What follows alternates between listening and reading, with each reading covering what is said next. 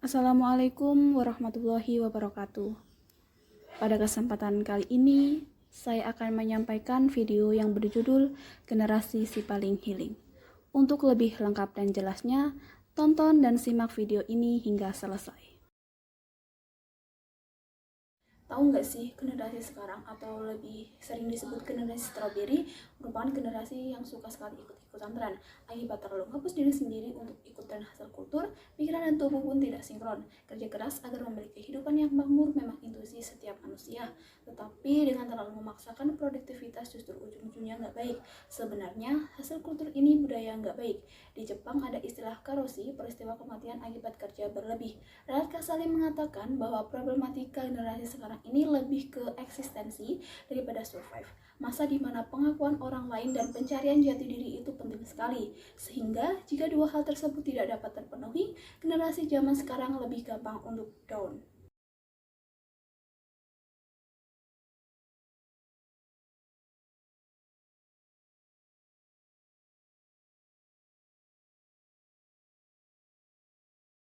Ujaran seperti itu pun pada akhirnya memenuhi kepala, bergumam lama dengan batin untuk mencari kebenaran. Padahal penyakit mental tidak semudah itu didiagnosis tanpa tes medis yang dilakukan oleh psikolog maupun psikiater. Tanpa bantuan tangan dari tenaga ahli, penyakit mental dianggap masih abu-abu. Hal seperti itulah yang menjadikan generasi sekarang ini dijuluki sebagai The Strawberry Generation. Mereka lebih struggle dengan masalah-masalah yang menurut orang zaman dahulu belum ada apa-apanya.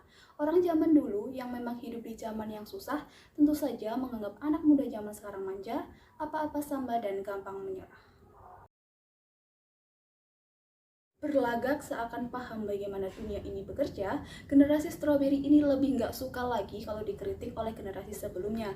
Mereka memandang generasi sebelum mereka ketinggalan zaman dan jadul.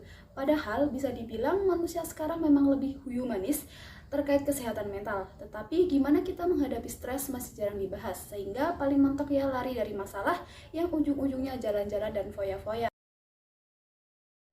Aku ini lagi healing loh sebenarnya. Yang generasi sekarang tahu itu ya jalan-jalan. Padahal nggak semua hal bisa dihandle dengan jalan-jalan. Healing pun akhirnya berujung flexing di media sosial. Memang sih jalan-jalan itu termasuk salah satu penanganan masalah. Tetapi tidak semua masalah bisa diselesaikan dengan jalan-jalan. Ya kali kamu ada tugas dari suatu mata kuliah terus healingnya jalan-jalan. Apa bisa tugasnya selesai hanya karena ditinggal healing? Enggak kan? Tugasnya tentu saja dikerjakan. Healing termasuk salah satu emotion focus coping, di mana kita lebih memilih untuk lari dari permasalahan dan berlarut pada perasaan stres yang dirasakan. Daripada mencoba menyelesaikan suatu masalah, healing justru bisa menambah masalah jika sumber masalah tidak diselesaikan dengan benar. Setiap orang tentu saja memiliki cara sendiri untuk menangani masalah. Kadang kita memang butuh yang namanya healing, tetapi kita juga perlu menyelesaikan permasalahan yang terjadi.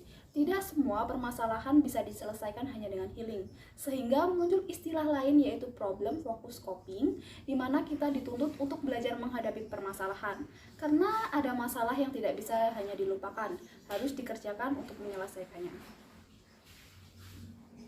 Generasi sekarang harusnya lebih belajar lagi bagaimana mengatasi suatu masalah, alih-alih memilih kabur dari masalah.